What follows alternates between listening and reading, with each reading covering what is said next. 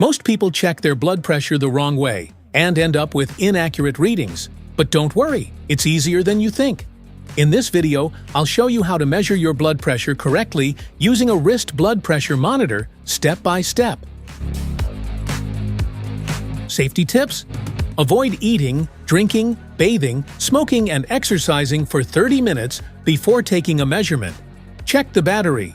Apply the cuff correctly. Adjust your body posture. How to measure your blood pressure. Step 1. Connect the cuff with the monitor. Apply the cuff around your bare wrist.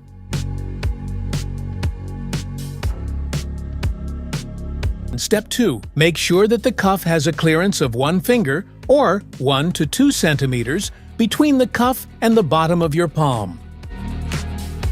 Step 3. Position your arm so the cuff is at the same level as your heart, and sit down with your back supported and feet flat on the ground. Step 4. Relax and press the start or stop button and get your result on the LCD display. Stay on top of your health with accurate readings. If you enjoyed this video, give it a like, subscribe, and thanks for watching.